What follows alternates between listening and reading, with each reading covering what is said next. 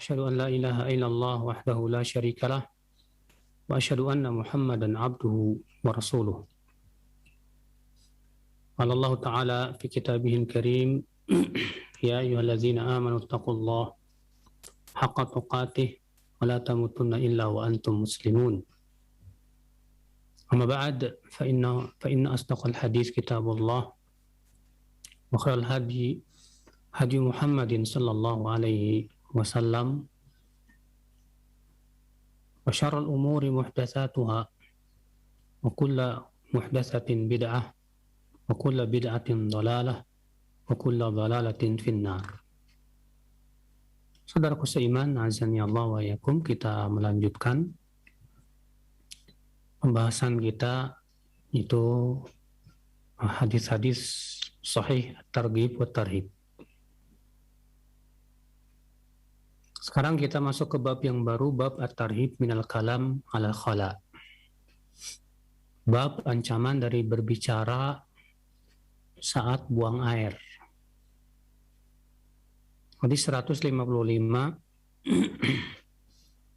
An Abi Sa'idin Al-Khudri radhiyallahu an anna Nabiya sallallahu alaihi wasallam qala la yatanaja ithnani ala gha'ithihima yanzuru kullu wahidin minhuma ila hurati sahibihi fa inna Allah yanqutu ala dhalik. Rawahu Abu Dawud wa Ibnu Majah wa lafdhu lahu wa Ibnu Khuzaimah fi sahihihi wa lafdhuhu ka lafdhi Abi Dawud qala sami'tu Rasulullah sallallahu alaihi wasallam la yakhruju ar-rajulani yadribani al-gha'ita kashifaini an awratihima yatahaddathan fa inna Allah yamqutu ala dhalik.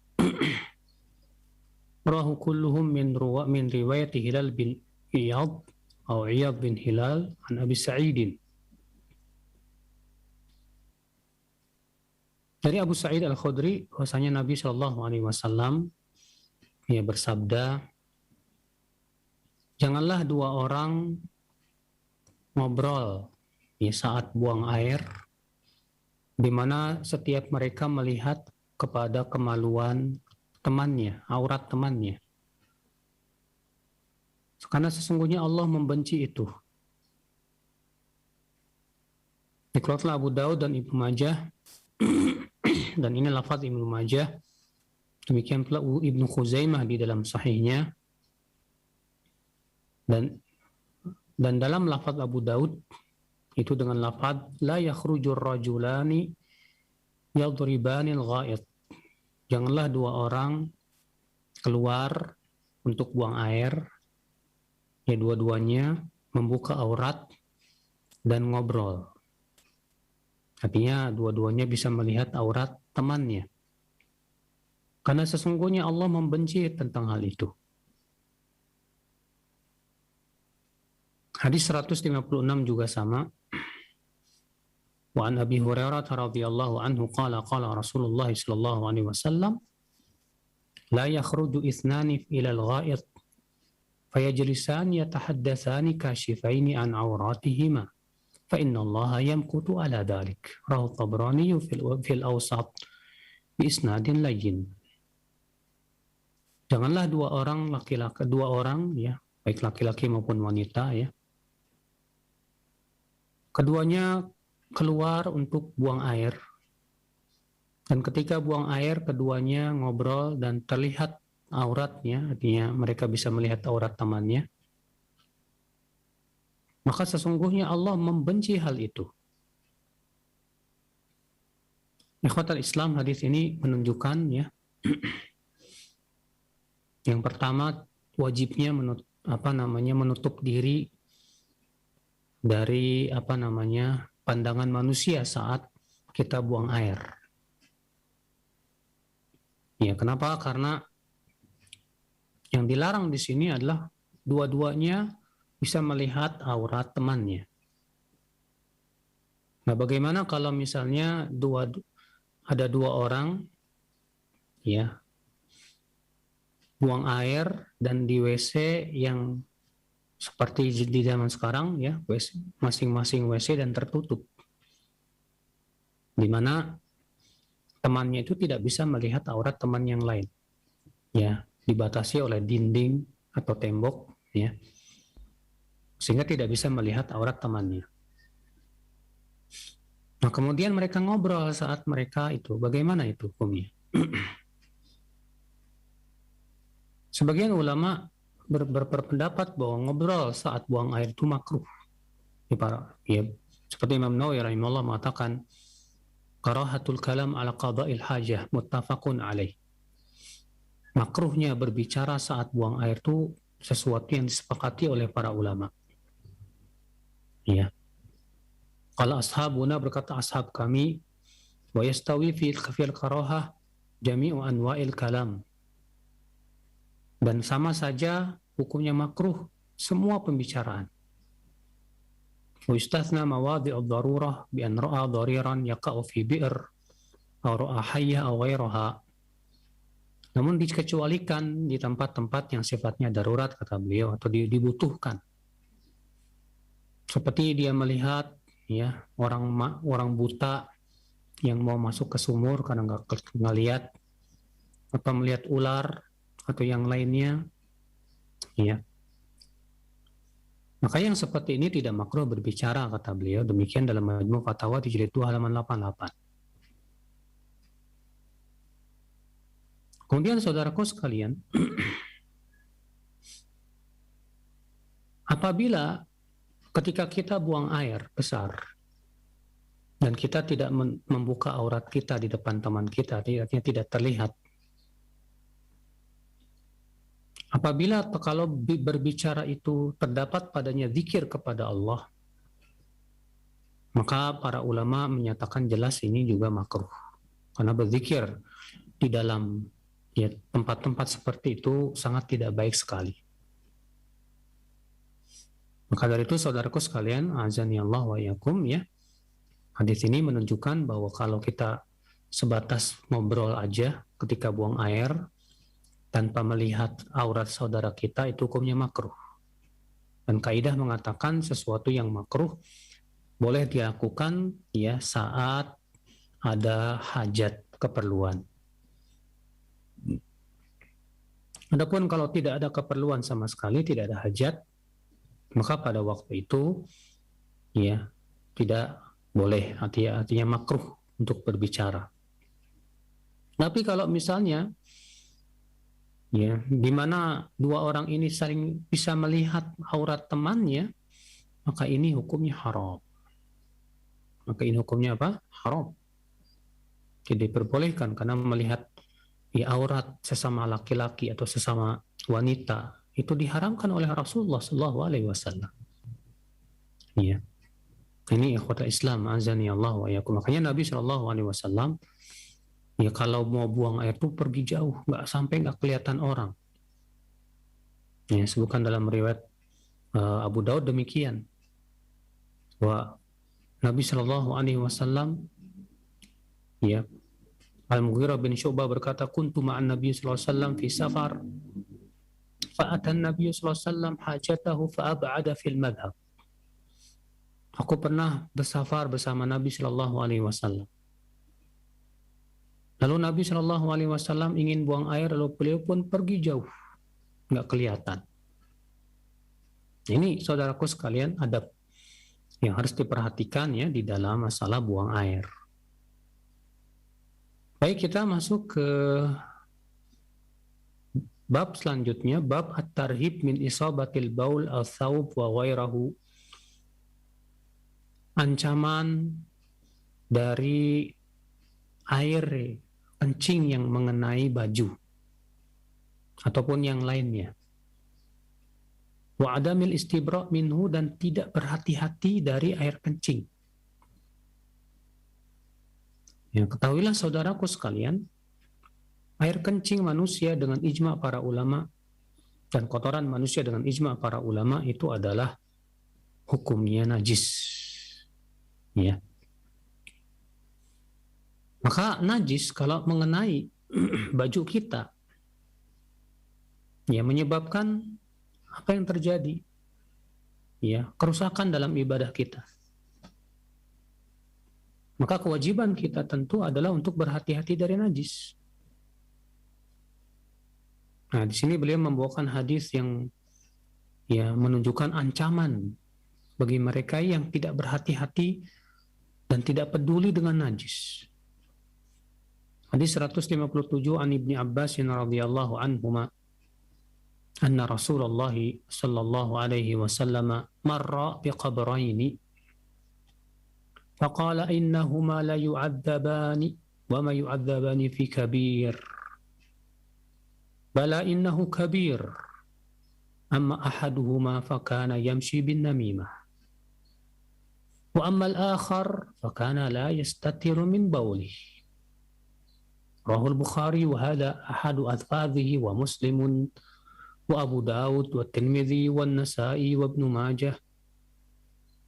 Wa fi riwayatin lil Bukhari wa Ibn Khuzaimah fi sahihi anna an-nabiy sallallahu alaihi wasallam marra bi ha'itin min haytani Makkah aw al-Madinah fa sami'a sawta insanain yu'adzabani fi quburihima.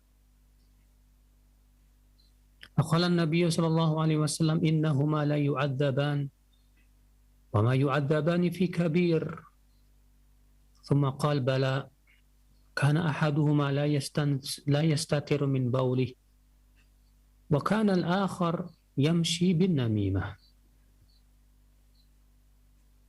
Dari Ibnu Abbas, semoga Allah meridainya,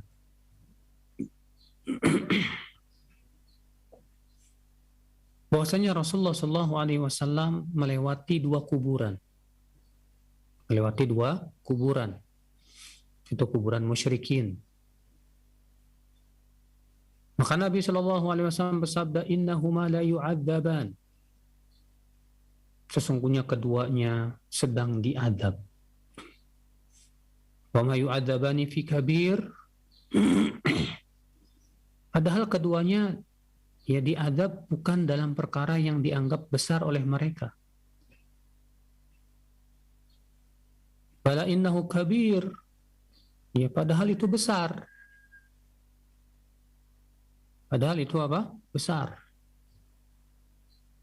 Ya, ini akibat menganggap remeh nih. Menganggap remeh dosa ini seperti ini jadinya. Maka Nabi mengatakan, wa ma yu'adzabani fi kabir, tidaklah keduanya diadab dalam perkara yang besar, maksudnya besar menurut dua orang ini. Ya. Bala innahu kabir, padahal itu besar di mata Allah Subhanahu wa taala.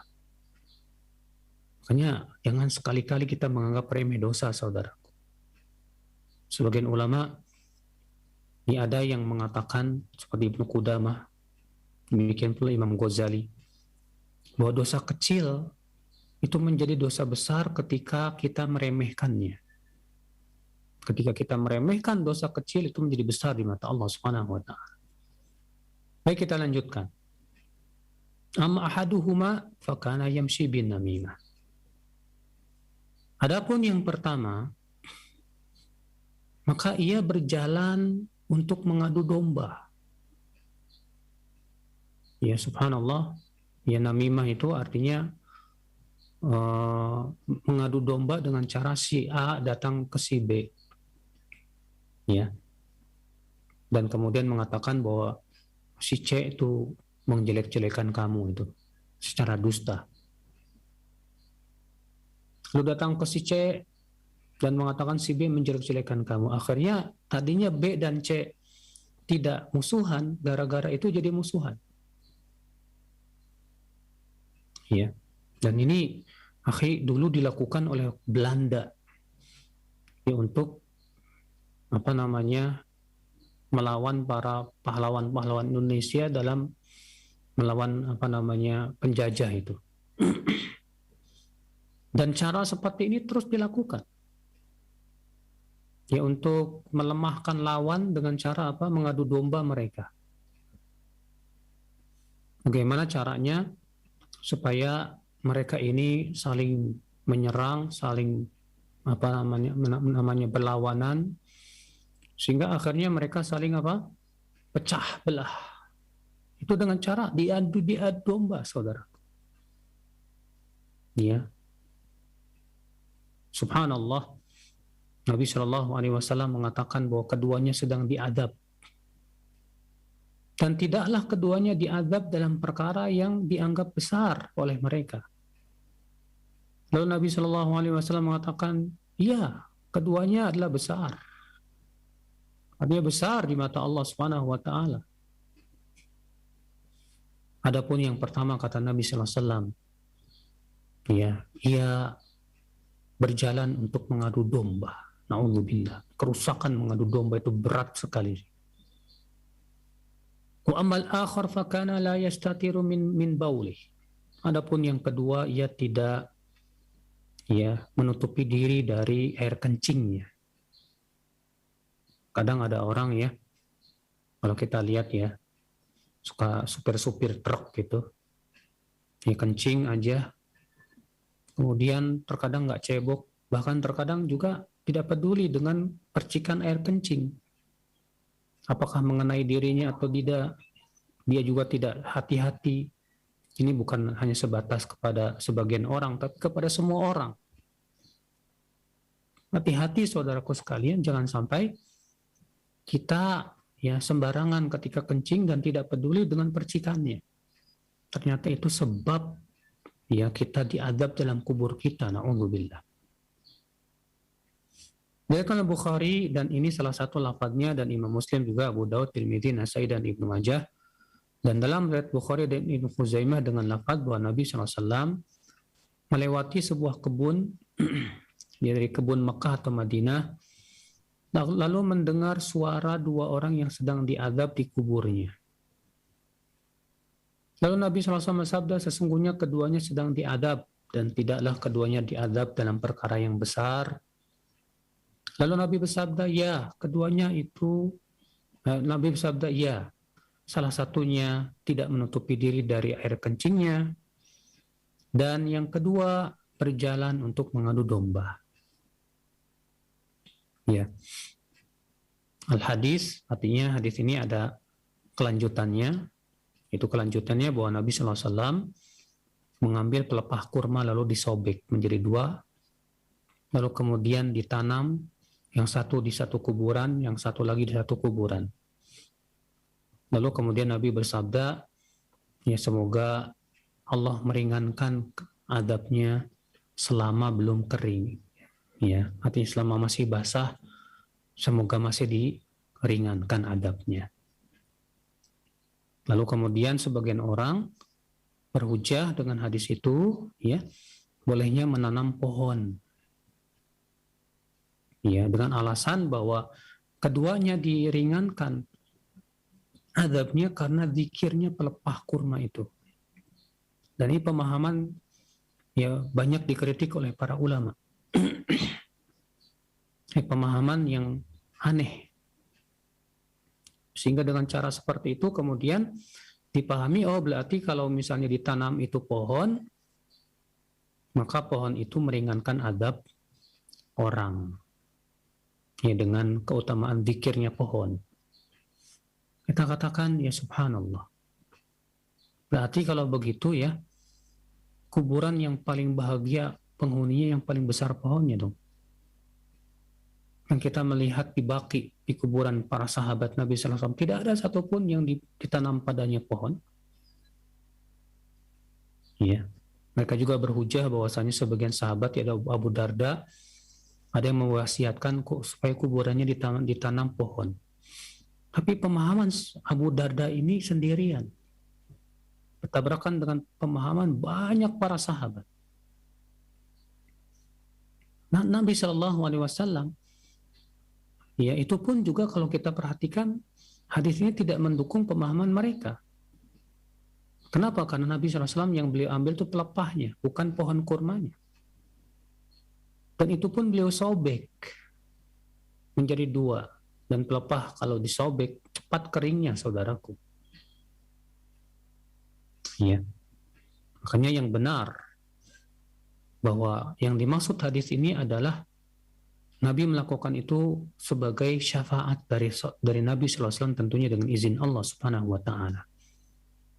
Ya, agar diringankan adabnya. Bukan karena zikirnya pelepah tersebut, tapi ini sebagai syafaat Rasulullah Shallallahu Alaihi Wasallam kepada mereka.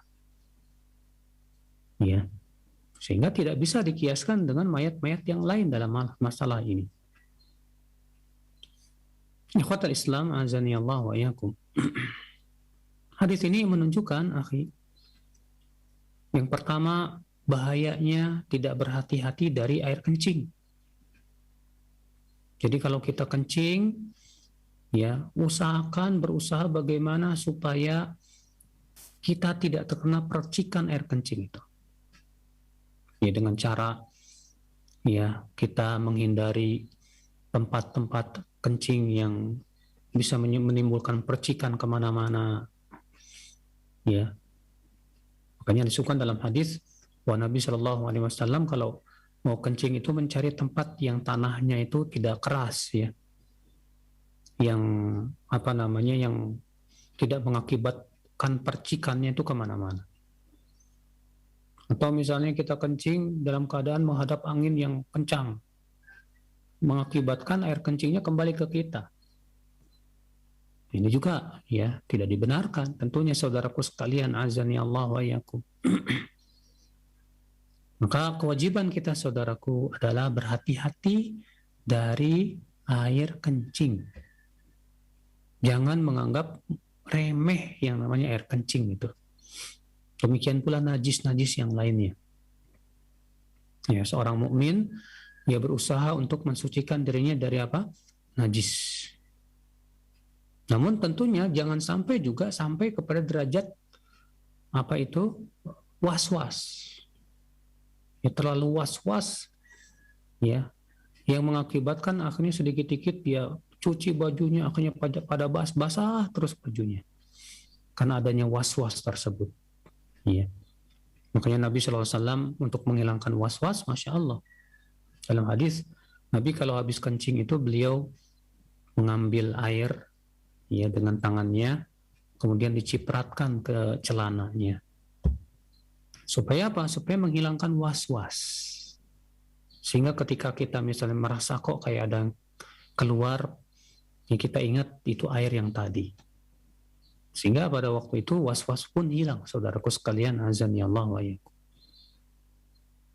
Hadis ini juga menunjukkan, saudaraku, bahayanya namimah, mengadu domba. Dan mengadu domba itu pasti tidak lepas dari bergibah. Makanya mengadu domba itu terdapat dua dosa besar. Dosa yang pertama adalah menggibah saudaranya. Yang kedua, membuat keduanya bermusuhan. Mengerikan, saudaraku sekalian. Maka Islam mengharamkan mengadu domba, ya, dua muslim, yang sehingga akhirnya terjadi pertengkaran di antara mereka. Justru Islam berusaha bagaimana dua muslim itu berdamai. Nabi Shallallahu Alaihi Wasallam dalam riwayat Tirmidzi mengatakan, maukah aku tunjukkan kalian kepada amal yang lebih baik dari sholat, lebih baik daripada puasa, lebih baik daripada sedekah? Para sahabat bertanya, mau wahai Rasulullah, apa itu? Kata Rasulullah SAW, islahu dzatil bain, memperbaiki hubungan dua orang yang muslim yang dekat. Dzatul bain, ya. Maka dari itu Islam sangat menganjurkan untuk mendamaikan dua muslim yang bertengkar. Allah berfirman, wa in ta'ifatani minal mu'minina iqtatalu fa aslihu bainahuma. Apabila dua kelompok kaum mukminin bertengkar, maka damaikan keduanya, kata Allah Subhanahu wa taala. Bahkan sampai-sampai Rasulullah menghalalkan dusta, ya, untuk mendamaikan dua muslim yang bertengkar. Ya, dalam hadis Nabi bersabda, la kadhiba illa fi thalath.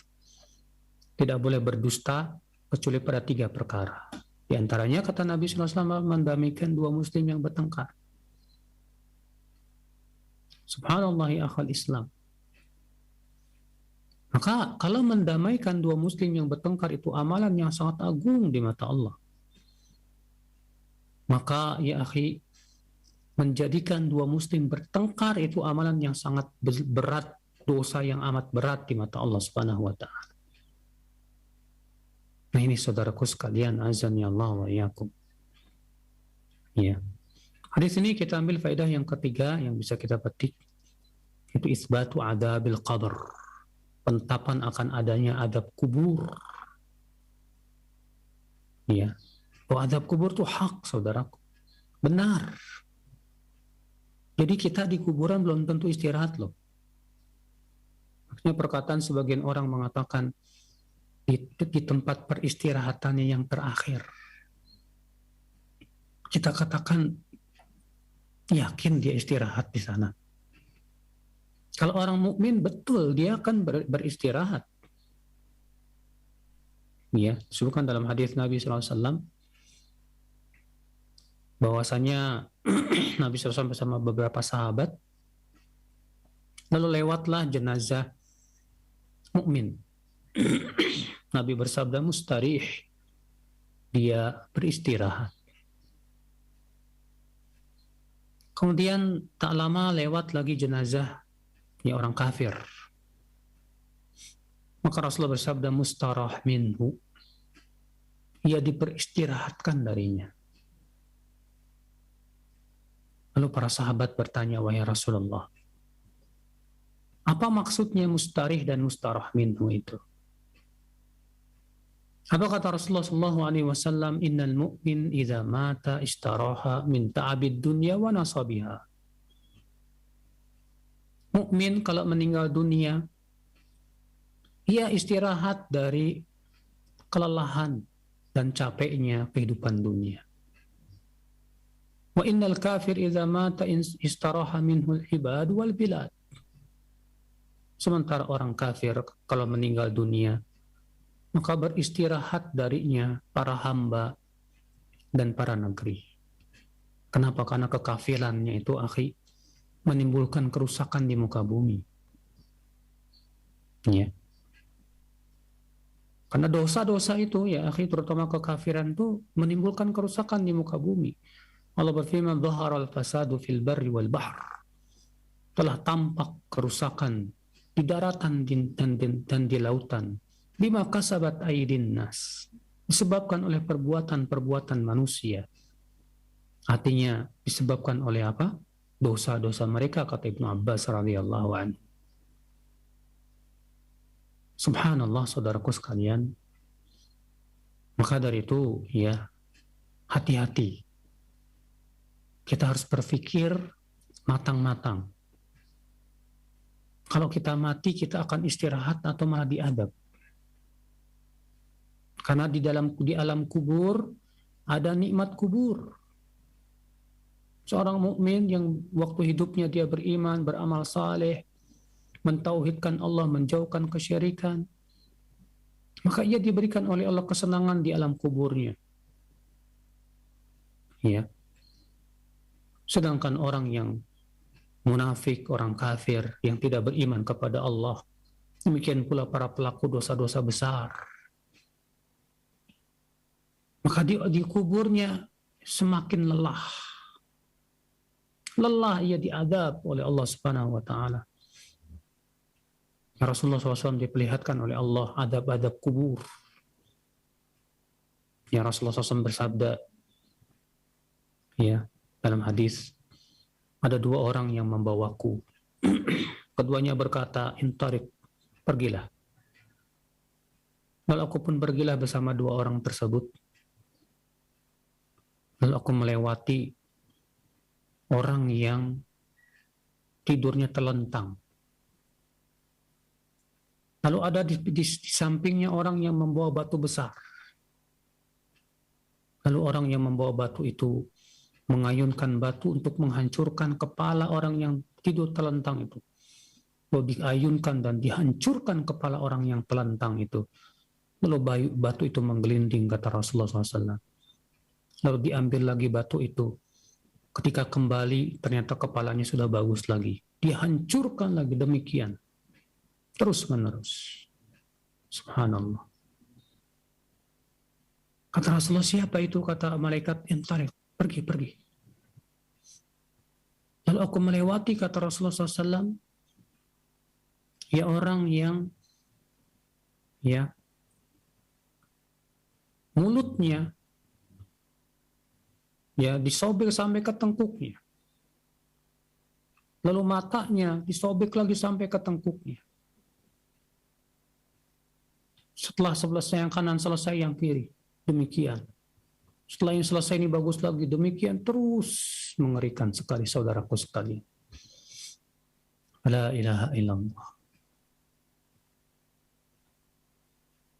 Kemudian Rasul bertanya, apa itu? Siapa itu? Kata malaikat, pergi. Lalu Rasulullah SAW bersabda, melihat laki-laki dan wanita yang telanjang dalam tungku api.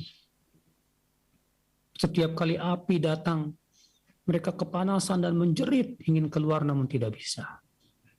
Allahu Akbar. Ya, Rasulullah juga diperlihatkan dalam riwayat Ibnu Khuzaimah, wanita yang dipatuk payudaranya oleh ular-ular yang sangat beracun sekali. Rasulullah juga diperlihatkan ya dalam hadis riwayat Bukhari, ya, orang yang berenang di sungai darah. Juga Rasulullah SAW dalam riwayat Abu Daud diajak oleh dua malaikat ini untuk naik ke bukit. Lalu terdengarlah suara-suara yang sangat menakutkan sekali. Dan Rasulullah melihat ada orang yang digantung, ya, dalam keadaan kepalanya di bawah dan mulutnya berdarah-darah. Subhanallah, ya saudaraku sekalian. Ya, Rasulullah SAW bertanya kepada dua orang itu, siapa mereka itu? Kata dua malaikat itu, adapun orang yang kepalanya dihancurkan, itu orang yang sudah diajarkan oleh Allah ayat-ayatnya, tapi ia tidak mengamalkannya, dan ia tidur dari sholat. Ya, dia melalaikan sholat. Masya Allah. Ya, dia sudah belajar ayat Al-Quran, banyak hafal ayat Al-Quran, banyak paham tentang agama Allah. Ternyata dia diadab dalam kuburnya akibat dia tidak mengamalkan dan melalaikan sholat. La ilaha illallah. Adapun yang dibelek mulutnya sampai ke tengkuknya, itu orang yang keluar dari rumahnya lalu kemudian menebar isu hoax, berita-berita hoax, sehingga berita-berita itu menyebar kemana-mana. Nah, ini ancaman berat, ya, buat penyebar hoax, ya, suka menyebarkan isu-isu, berita-berita bohong, diadab dalam kubur. Adapun yang kamu lihat wanita dan laki-laki telanjang dalam tungku api itu adalah para pelacur, orang-orang yang suka berzina. Na'udzubillah. Adapun yang kamu lihat, ya, berenang di sungai darah, itu para pemakan riba. Adapun dalam satu riwayat Ibnu Khuzaimah, wanita yang dipatuk payudaranya oleh ular-ular yang berbisa, ternyata itu wanita yang tidak mau memberikan ASI-nya kepada anaknya. Banyak ini, ya, wanita-wanita yang ingin supaya terlihat bentuk tubuhnya tidak berubah, ya, demi, ya, karena memang modalnya adalah tubuh untuk dipamerkan kepada banyak manusia. Na'udzubillah. Dia tidak mau memberikan ASI-nya kepada anaknya, malah anaknya dikasih susu sapi, sementara ASI-nya dia tidak mau kasih ke anaknya. La ilaha illallah. Wanita ini diadab dalam kuburnya. Ya, dalam riwayat Abu Daud, Rasulullah melihat ada orang yang digantung, kepalanya di bawah dan mulutnya mengeluarkan darah. Yang dikatakan kepada Rasulullah bahwa ia orang yang berbuka puasa sebelum waktunya. Ya. Apalagi orang yang nggak puasa sama sekali. Mengerikan sekali. Jadi azab kubur itu hak ya. Jangan kita merasa aman. Kita harus berpikir tentang masa depan kita di kubur nanti gimana. Orang yang tidak beriman tidak percaya dengan azab kubur. Orang-orang yang tidak beriman menganggap kalau udah mati ya udah selesai. Itu peristirahatan yang terakhir sudah. Karena mereka tidak beriman akan adanya hari kiamat. Ya, padahal kuburan itu kata Rasulullah SAW, awwalu manazilil akhirah. Itu persinggahan akhirat yang pertama kali. Sampai Nabi bersabda, innal qabra awwalu manazil akhirah. Faman naja min fama ba'dahu aisar min. Sesungguhnya kuburan itu adalah persinggahan akhirat yang pertama kali. Siapa yang selamat di kuburnya, maka yang setelahnya lebih mudah bagi dia. Dan siapa yang tidak selamat di kuburnya, maka yang setelahnya lebih berat dari itu. Saudaraku seiman, ya, kalau kita di dunia sekarang bisa tidur di atas kasur yang empuk, kita bisa istirahat yang enak.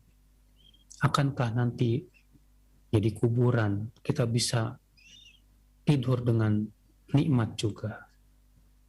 Ya, karena disebutkan dalam hadis yang hasan, bahwasanya orang yang beriman setelah berhasil menjawab pertanyaan mungkar dan nakir, maka kemudian diperlihatkan tempatnya di surga. Ya, kuburannya diluaskan, diberikan cahaya, didatangi amalannya dalam bentuk laki-laki yang sangat rupawan.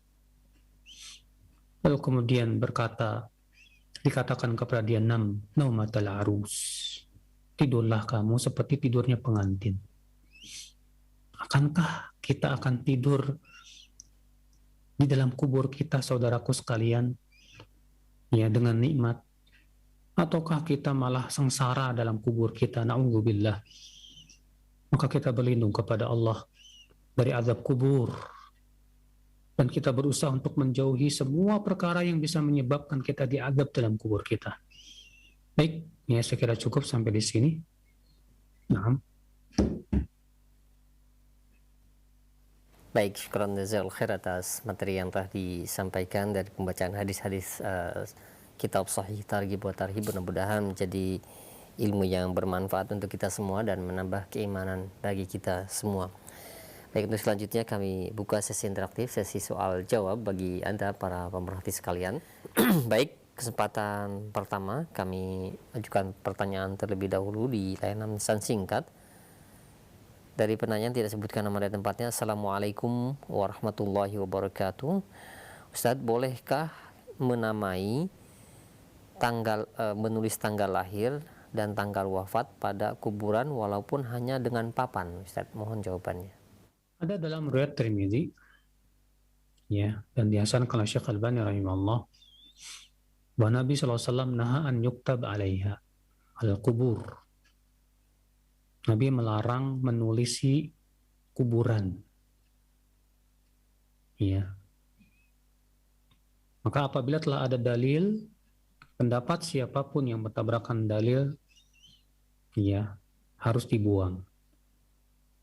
Yang salah adalah membuang dalil hanya karena mengikuti pendapat, ya, seseorang, ulama atau yang lainnya, dengan klaim katanya ulama lebih tahu dalil dari kita. Kita katakan, ya, bahwasanya apabila telah ada dalil dan telah sampai kepada dalil, kewajiban kita utamakan dalil dari pendapat siapapun. Sampai, ya, kemudian kita melihat ternyata ada dalil lain yang lebih kuat dari itu. Adapun pendapat ulama dijadikan hujjah kalau sesuai dengan dalil. Ya. Maka telah ada dalil yang melarang untuk menulisi kuburan. Maka dari itu, ya, kita tidak perlu menulisi kuburan, akhi. Ya, billahi taufik.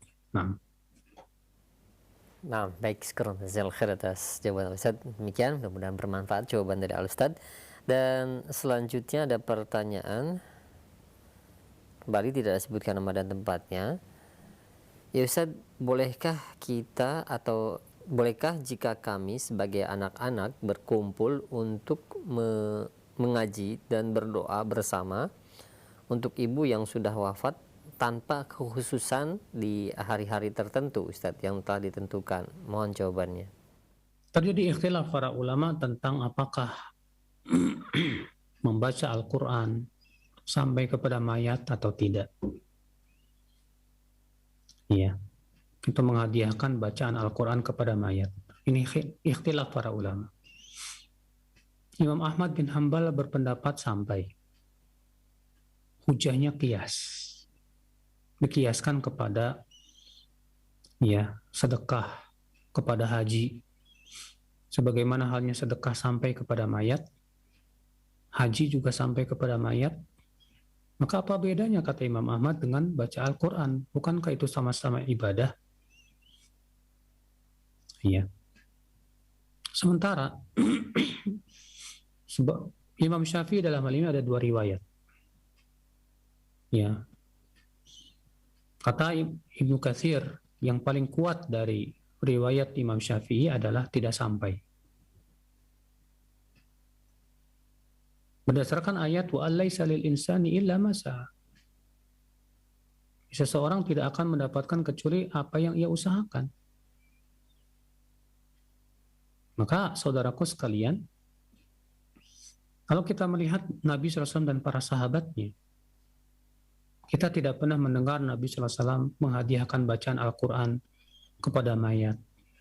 Tidak dalam hadis-hadis yang sahih. Tidak pula hadis-hadis yang hasan. Yang ada hadis-hadis yang dhaif atau dhaif jiddan. Ya, tidak pula para sahabat sallallahu alaihi wasallam. Adapun riwayat Ibnu Umar yang berwasiat agar dibacakan surat Al-Baqarah di kuburnya, ini adalah riwayat yang dhaif karena di dalam sanadnya ada perawi yang majhul. Ya. Dan Nabi SAW pasti Nabi yang paling sayang kepada umatnya. Maka dari itu, masalah sampai atau tidaknya kepada mayat, masalah gaib. Dan masalah gaib tidak bisa dikiaskan. Tidak bisa dikiaskan, saudara. Ya, adapun mereka yang berhujah dengan kias, maka kita katakan ini masalah gaib. Masalah gaib tidak bisa dikiaskan. Dan kalaulah kias itu benar, tentu yang pertama kali memahami adalah Rasulullah dan para sahabatnya. Karena mereka mampu untuk mengkiaskannya. Ini pendapat yang paling kuat dalam hal ini, bahwa bacaan Al-Quran kepada mayat tidak sampai. Lalu bagaimana kalau anak-anak yang membaca Al-Quran apakah sampai kepada orang tuanya? Sementara kan anak itu hasil usaha orang tua. Jawab, sampai. Iya. Loh, kok bisa dibedakan? Iya, karena ada dalil yang menunjukkan bahwa anak itu hasil usaha orang tua. Karena anak hasil usaha orang tua, maka tidak bertabrakan dengan ayat wa allaisa lil insani illa ma sa'a. Seseorang tidak mendapatkan kecuali apa yang ia usahakan, sementara anak hasil usaha orang tua. Ya, apalagi dulu orang tuanya yang mengajari anak-anaknya baca Quran, itu menjadi pahala jariyah.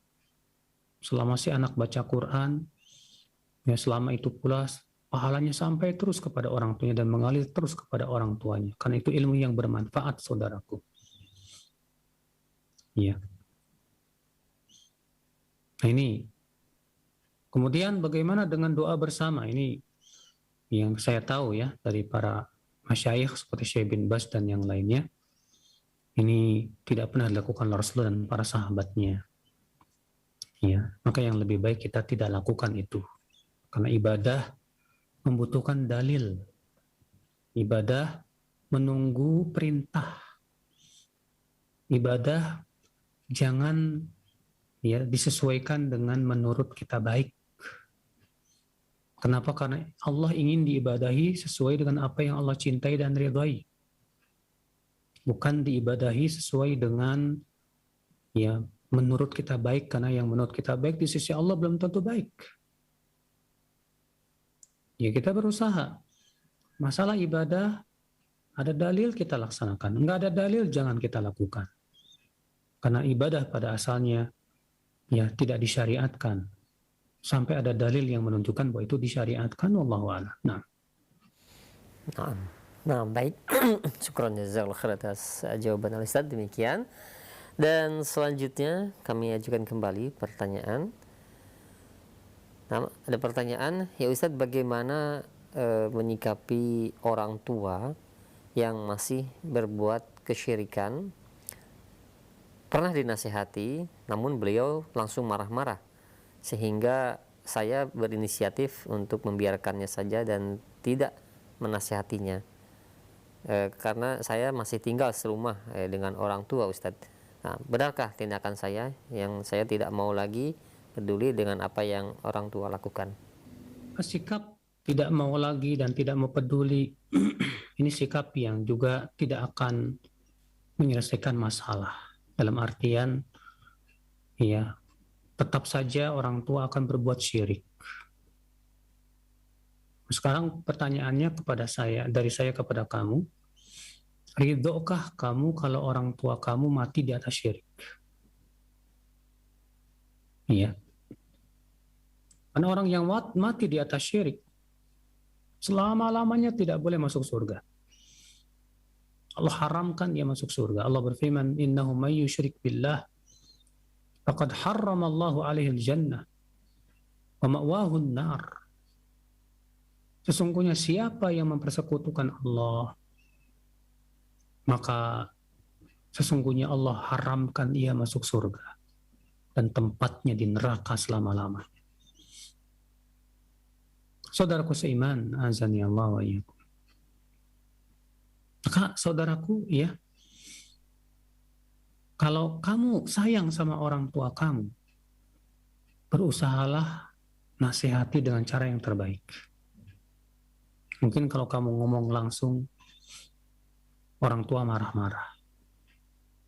Tapi coba kamu cari cara yang lain. Ya. Dengan cara memperdengarkan kaset ceramah, atau dengan cara mencari buku ya tentang hakikat kesyirikan, lalu kemudian menyimpan di tempat duduk yang dia biasa duduk di situ tanpa diketahui kalau kamu yang memberinya, ya.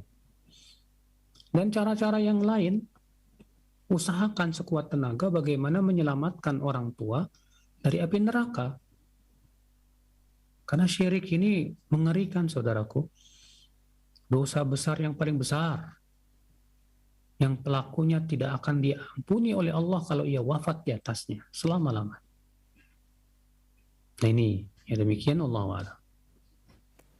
Baik, nah baik, terima kasih banyak atas jawaban-jawaban Ustaz. Demikian untuk pertanyaan-pertanyaan telah kami ajukan 3 pertanyaan di pesan WhatsApp, dan selanjutnya kami berikan kesempatan untuk Anda yang ingin bertanya melalui layanan telepon. Silahkan.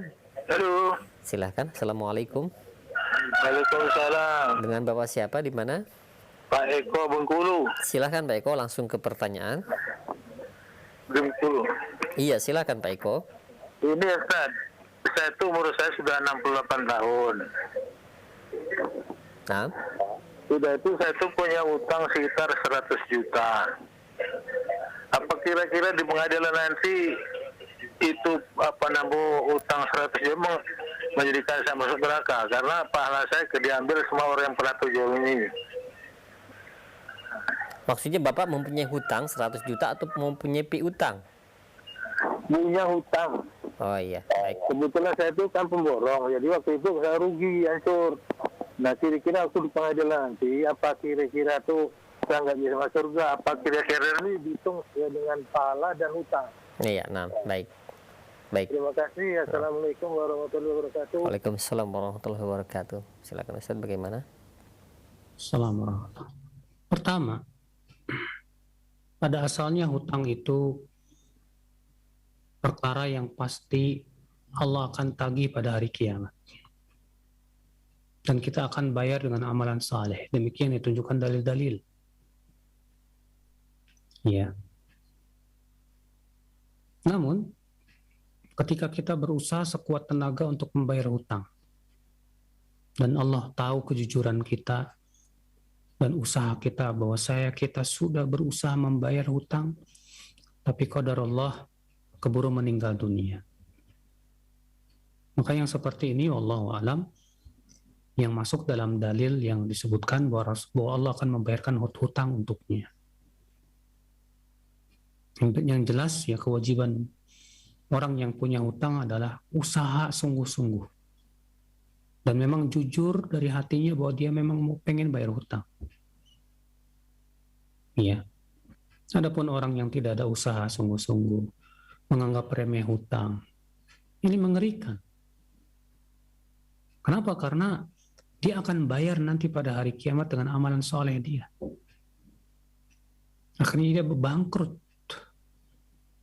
Maka dari itu jangan kita menganggap remeh hutang, saudaraku. Ya, kita harus ada kesungguhan yang kuat untuk membayar hutang-hutang kita kalau kita memang punya hutang. Demikian Allah. Nah, baik, syukran jazakallahu khair atas jawaban Ustaz. Demikian untuk Bapak Eko yang berada di Bengkulu. Dan selanjutnya silahkan. Halo, assalamualaikum warahmatullahi wabarakatuh. Waalaikumsalam warahmatullahi wabarakatuh. Dengan Bapak siapa di mana? Syaiful di Kalimantan Selatan. Silakan Pak Syaiful. Pak Ustadz, saya kalau kencing duduk itu rasanya sudah bersih. Pas berdiri netes Pak, kerasa banget netes. Itu bagaimana Pak? Terima kasih. Assalamualaikum warahmatullahi wabarakatuh. Waalaikumsalam warahmatullahi wabarakatuh. Nah, silakan Ustaz. Kalau kerasa banget netesnya, maka kewajiban Bapak adalah untuk mencuci kemaluan dan membersihkan yang terkena tetesan dari celana kita. Karena itu najis. Ya. Dan jangan kita menganggap remeh. Karena ini disebut oleh para ulama dengan air wadi ya, yaitu tetesan air kencing yang keluar setelah selesai kencing. Dan para ulama mengatakan bahwa itu termasuk najis, karena termasuk bagian air kencing juga. Jadi kalau Bapak kerasa banget itu netesnya, maka Bapak wajib untuk mencucinya, mencuci kemaluan Bapak, dan demikian pula baju atau celana yang terkena tetesannya. Allahu a'lam. Nah, baik, terima kasih banyak. Syukran jazakallahu atas jawaban Ustaz. Demikian untuk Bapak Syaiful yang berada di Kalimantan Selatan. Dan selanjutnya masih yang ketiga kami berikan kesempatan kembali di 0218236543. Halo. Halo, assalamualaikum. Waalaikumsalam warahmatullahi wabarakatuh. Dengan siapa di mana? Dari Filiana di Situbondo. Silakan. Ini Ustadz, kalau puasa Dzulhijjah itu kan dihapuskan dosa 2 tahun, baik tahun yang lalu maupun yang akan datang. Kemudian yang bulan Muharram dihapuskan dosa 1 tahun. Dan setiap anak Adam itu kan selalu mempunyai kesalahan. Dan bagaimana dosa-dosa itu, Ustadz? Apakah masih terhapus dosa gitu, Ustadz? Nah. Mohon penjelasan. Jazakallahu khairan. Assalamualaikum warahmatullahi wabarakatuh. Waalaikumsalam warahmatullahi wabarakatuh. Silakan Ustaz.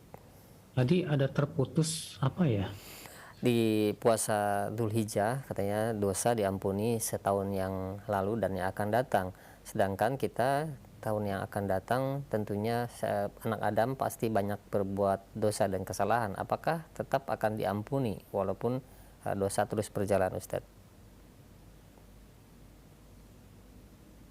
Ini yang menggugurkan setahun yang akan datang tuh khusus puasa Asyura, Arafah, maaf. Adapun puasa Asyura menggugurkan dosa yang setahun yang lalu saja. Nah, ketika puasa Arafah menggugurkan dosa setahun yang akan datang, bagaimana itu? Kan setahun yang akan datang kita banyak berbuat dosa. Kita katakan imani saja sesuai dengan apa yang telah diucapkan oleh Rasulullah. Karena Allah tahu apa yang akan kita lakukan setahun yang akan datang bagaimana. Allah tahu. Iya. Karena Allah tahu tentang dosa yang akan kita lakukan setahun yang akan datang. Ya, namun para ulama sepakat bahwa dosa yang dimaksud dalam hadis tersebut adalah dosa kecil, bukan dosa besar. Yang menggugurkan dosa setahun yang telah lalu dan setahun yang akan datang. Maksudnya dosa-dosa kecil. Dosa-dosa apa? Kecil. Yang kedua, keutamaan dihapuskannya dosa-dosa kecil ini kalau tidak melakukan penghalangnya, karena kan pasti ada penghalangnya yang menyebabkan akhirnya dosa kita tidak digugurkan. Apa penghalangnya? Yaitu kita melakukan kesyirikan yang menyebabkan amal kita habis. Ya. Sebagian ulama mengatakan bahwa di antara penghalang digugurkan dosa kecil yaitu kita selalu melakukan dosa besar. Karena melakukan dosa besar menyebabkan kita dosa-dosa kecil tidak dimaafkan. Allah berfirman, "In tajtanibu kaba'ira ma tunhauna an, nukaffir ankum sayyi'atikum." Jika kalian menjauhi dosa-dosa besar yang dilarang, maka kami akan gugurkan dosa-dosa kecil kalian. Sebagian ulama memahami ayat tersebut berarti syarat untuk digugurkan dosa kecil adalah yaitu menjauhi dosa-dosa besar. Wallahu a'lam. Semoga yang saya sampaikan bermanfaat pada pagi hari ini. Yang benar itu dari Allah dan yang salah itu dari kekurangan ilmu saya dan dari syaitan. Subhanakallah bihamdika asyhadu an la ilaha illa anta astaghfiruka wa atubu ilaik. Assalamualaikum warahmatullahi wabarakatuh.